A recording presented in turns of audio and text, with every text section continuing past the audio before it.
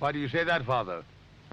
You aren't afraid, are you? No, but I respect some of the superstitions of others. Often they are founded in fact.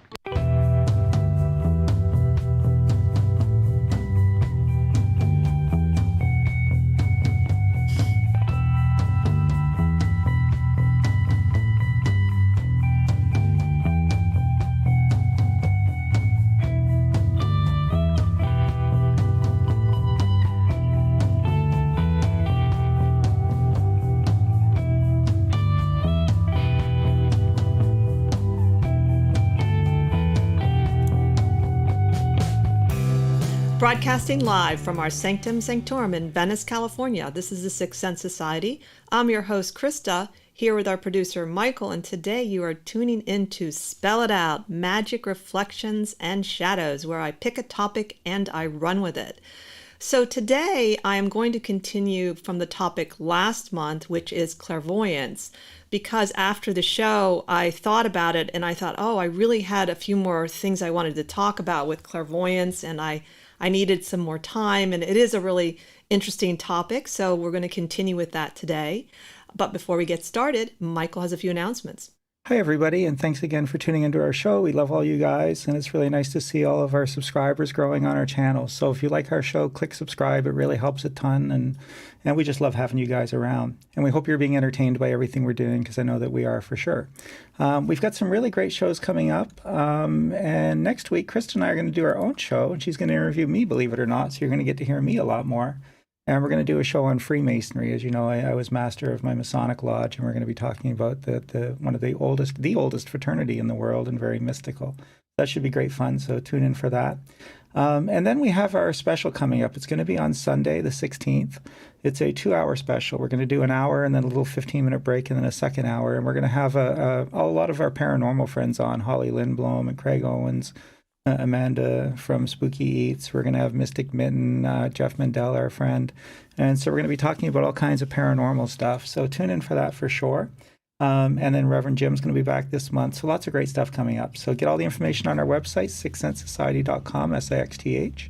And while you're there, if you can afford it, buy us a coffee on Ko-Fi. It's nice to help us cover our production costs, but it's not necessary because we just do this for the love of it. And then, if you want to subscribe to our newsletter, that's great too. So I know we've got a shorter show today with Spell It Out, so I'm not going to take up more of your time. So take it away, Krista. Great. Thank you, Michael. And I did want to say hello back to Darian. So thank you for listening. He's a real supportive fan, and we really appreciate you, Darian.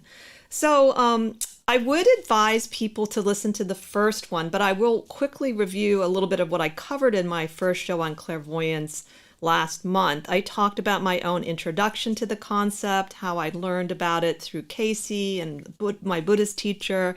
I also presented mostly the Western esoteric view of clairvoyance using Ledbetter's book on clairvoyance, because honestly, there's not a lot of deeply written things that are just titled clairvoyance out there. There's clairvoyance within books, and so you have to take the time to find that. And I find there's a lot more information about how to develop clairvoyance. So I am interested in what exactly is clairvoyance. And then I talked a little bit about the ways people developed it very quickly, and just a tiny bit about the Eastern view. And I'm going to spend more time with some of the Eastern view today, because I am going to cover a little bit more from Ledbetter's book about clairvoyance in space, because he has a couple of interesting thoughts that I hadn't heard before, and I wanted to share those. And then what part of the body, which many of you know is associated with clairvoyance, which is the sixth chakra. We're going to talk about that chakra and the third eye. And again, just kind of briefly to introduce you, and also because I found some really interesting thoughts in one book that I really particularly related to myself. So let's get going on today's show. So as I said, I used Ledbetter's book a lot, and he divides clairvoyance up in different types, but also into different sort of levels of ability, which I thought was really interesting. Excuse me one second. And in one of the types, he calls it clairvoyance in space, which basically means that you see things from a distance, though some people also interpret it as going to different realms, like going into, so it gets a little crazy with what is clairvoyance in space. But generally speaking, it's about, being able to see what's going on in another place that you normally couldn't see with your physical eyes. What I found interesting in his book is that he actually lists 5 ways to do that. And I'm just going to go over them sort of briefly. And one of them is actually fairly complex. And that's one reason why I won't go over them today, is because it takes a little while to really talk about, and it's got a little more physics in it, actually. So the first way he describes of seeing through space, where again, we're looking at objects and people that are not near us. He says you can do it by the assistance of a nature spirit or a deceased person. Now, he said that technically really isn't clairvoyance, so it looks like that, but it's more associated with magic. So you would use invocation to, get the nature spirit to work for you. And then, of course, the problem with the deceased person idea is they may not necessarily tell you the truth. So not a very reliable way to do it, but certainly interesting, I would say. Then this is the second one, was by means of an astral current. And he goes into this really long, interesting explanation of how you set up this astral current. And it's almost like a tube that you kind of look through. And so it has a limitation because you can't move this tube except in one way. Though he does say you can also use a crystal ball as sort of the foci to start that. So that's another way. And then the third way of clairvoyance in space, doing it, is through the projection of a thought form, which seems like that would take some ability. The next is the one I think I'm the most familiar with, and I think it's the one Aleister Crowley is talking about in his book, by traveling in the astral body, which again, I would say takes a little bit of an ability, but you can train to do it. It's not, and in fact, you're doing that in the dream time, according to many people. You naturally go into the astral realm, and that's where you can actually see people you actually know and people that have died and all of that. And then the last one, which is very, very advanced, is by traveling in the mental body, because according to Theosophists, the mental body is higher than the etheric and astral body. And so it takes someone that's done a lot of work, and most of us are not able to do that. And I got the impression that if you're able to travel into with the mental body, is you can go into incredible realms. So then you think of like the stories of yogis that have traveled into these other realms. And that's, to me, probably connected to the mental body. So I did want to just share that with you because I thought it was really, really fascinating. And again, on one level, you could say, well, there's no real proof of that. But I don't know. I think that, especially the astral body one, because of the idea that, if you read a lot of dream books, you'll see that people do actually meet real people they know. And there's really interesting stories about that. I remember, for instance, my friend Lainey, who I trained with, she had these neighbors, and they were both artists, and they were both big dreamers, and they actually met first in the dream world. And I think they lived pretty far away from each other, and they actually met in life and got together as a couple. And I always thought that was so cool and so interesting. And a lot of times artists, in general, people with the artistic mind, have a sort of knack of doing some of these things because they don't have as many boundaries, in their psyche, so to speak. Now, there was one other point I did want to also make that was more connected to Ledbetter and the Western esoteric view of clairvoyance before I go into a little more of the Eastern view again, and then sort of where you find clairvoyance in the body, is when I was looking at clairvoyance in time, which again, that's the ability to go kind of back and forth in time, the past and into the future. And that is actually a yogic city. So it's a supernatural power that comes if you do a lot of yoga and meditation. And so I did mention about that he calls it the second sight, where you're able to see into the future. And I did forget to mention this, I thought was kind of amusing, is not this part, but the part, one part he said that it seems like a lot of Scottish Highlanders have this ability, which I thought was interesting because Michael has that in his background. But the part that I thought was a little amusing was that he says that it's common in mountaineers and men of lonely lives. And I said, oh, that's kind of sad.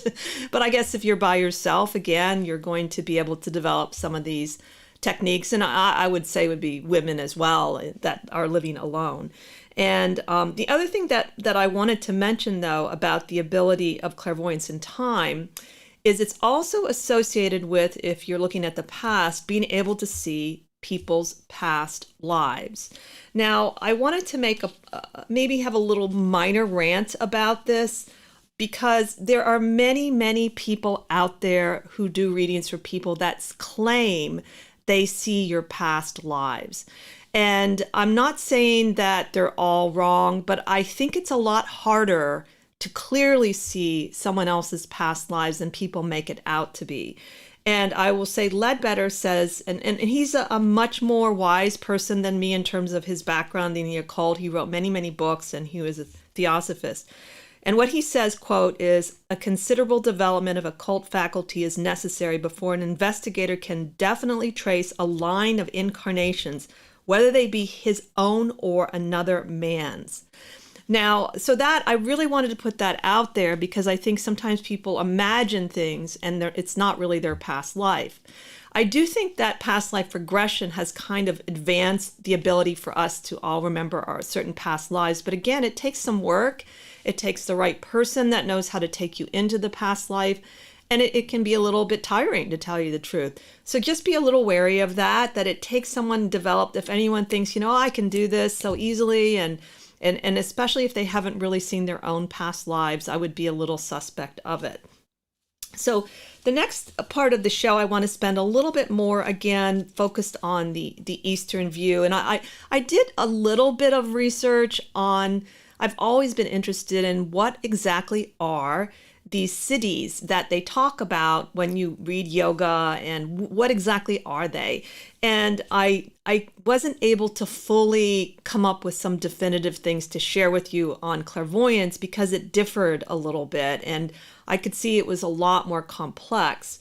But there does seem to be sort of levels of supernatural powers. Like, for instance, it was common that there's 8 really strong powers, and then there's either 10 minor powers, and but clairvoyance fell depending on what tradition in the Eastern and Hindu world you were in, or even in Vajrayana, Tibetan Buddhism. There were some differences where clairvoyance would fall within a certain power. So it didn't seem like clairvoyance itself had its own power, but it was included within certain powers. And for those that don't know what siddhi means, it's a Sanskrit referring to the extraordinary powers of the Atma or self. And it's developed through meditation and yoga. And as I mentioned in the first show, it's normally not something you're supposed to strive for as a yogi, that it's a side effect, and therefore it can be an indication that you're advancing on the path. So it's sort of say, hey, keep going, keep doing what you want. And again, on the first show, I did mention that there's a lot more, I guess, Eastern view that you shouldn't be talking about these powers, and that you shouldn't really care about them because it distracts you from the real goal.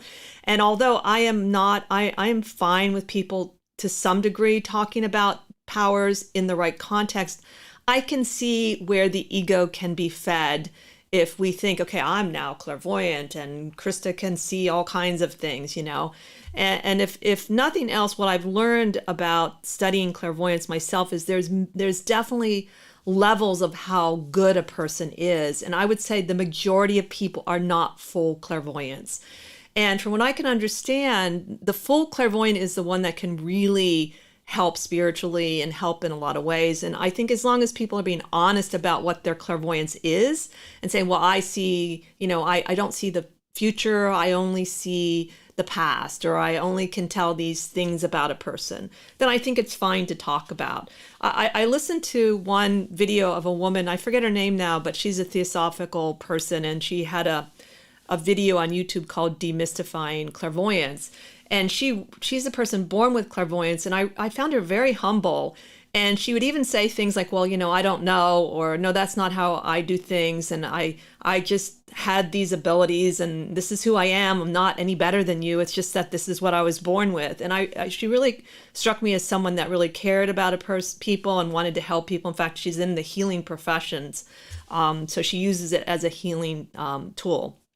So anyway, going back to where clairvoyance kind of falls, there was one article I read it's called The 8 Supernatural Powers, the Zen Universe. And I'll leave the link in under the YouTube video.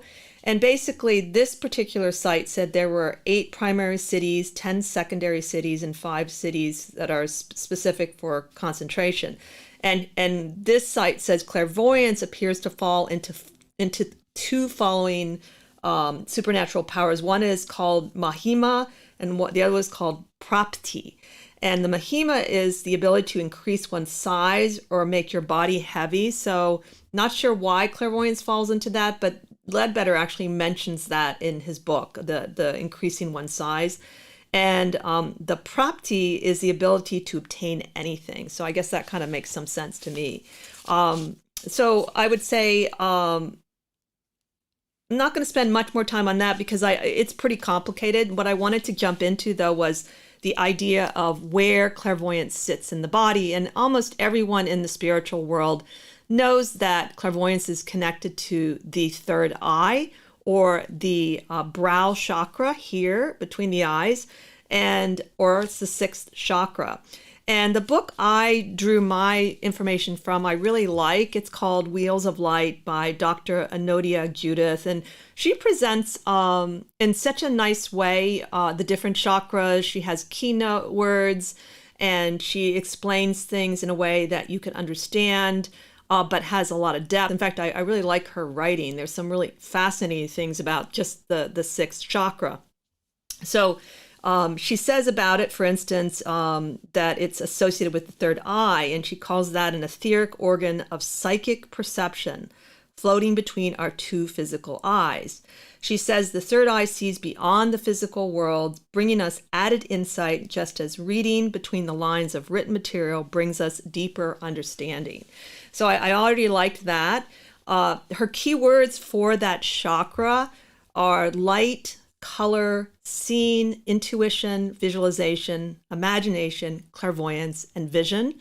And so you can see how accessing any of those areas can lead to clairvoyance. So for instance, imagination gets so underlooked in the spiritual world. And when you think of the many artists that become psychic, or they do something psychic without realizing it, it's because it's connected to the same idea.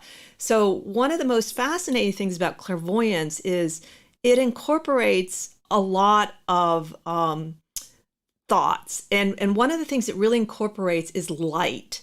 And there's all kinds of ways in which it reflects an understanding how light works, whether it's the way our eyes see things, which she describes actually in her book, or the idea of clear seeing. But it's not just seeing images, even though that is a big part of it. It's a little more than that, I find, because some people don't actually see the images as clearly as other people.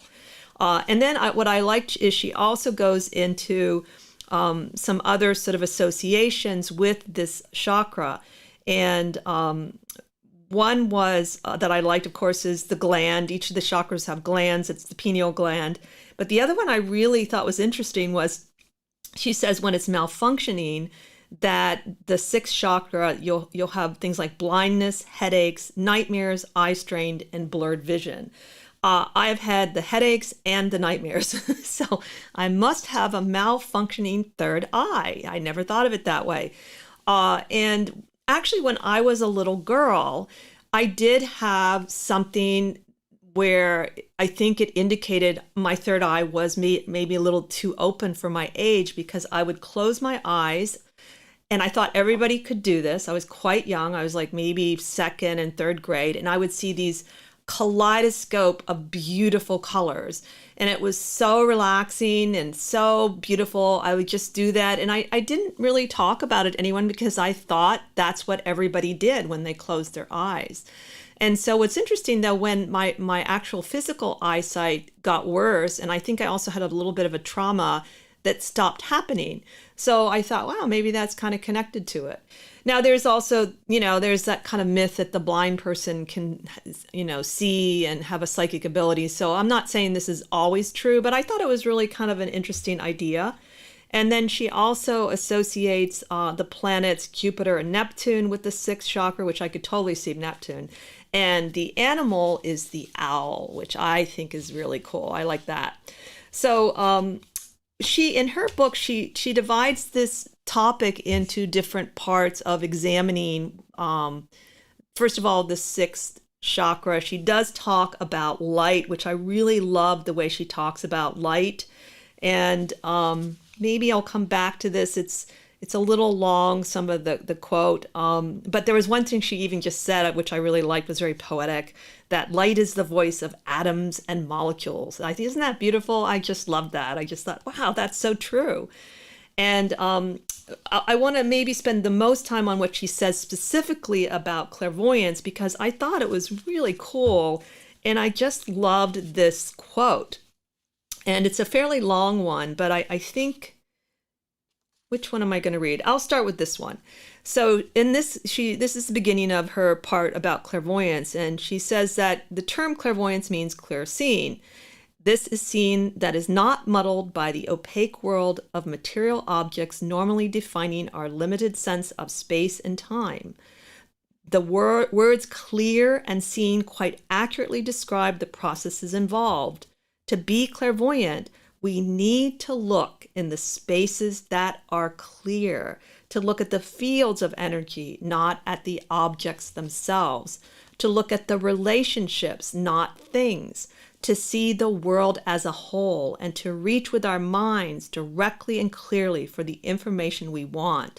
The more clarity we have within ourselves, the better we'll be able to see the subtle properties of the world around us. That just totally wowed me, because it made me think of how we view Kabbalah and seeing the patterns in a tarot reading.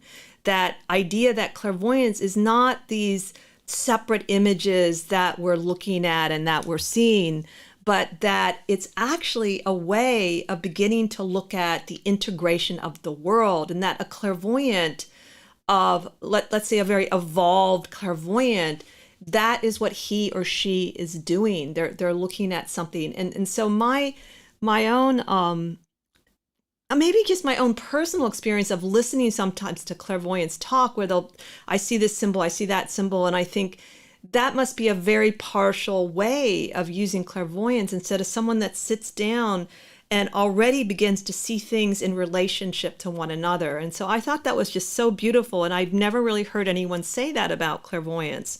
There were a couple other quotes that I really liked that she had too. One was, she talked about, as I mentioned, that if you spend time just visualizing and working with your imagination, you will simultaneously develop clairvoyance. So that's kind of a little side way in which you can get into clairvoyance, which to be probably would be safer in some ways, because it's kind of innocent. You're just, in your imagination, or you're visualizing something you want. And so I thought that was also really helpful too. There was one other quote I wanted to mention that she has towards the end. And she says, this one I really love, because it had something to do with questions. So she says that, quote, the development of clairvoyance, and again, we're talking Anodia Judith, Dr. Anodia Judith, she's a PhD.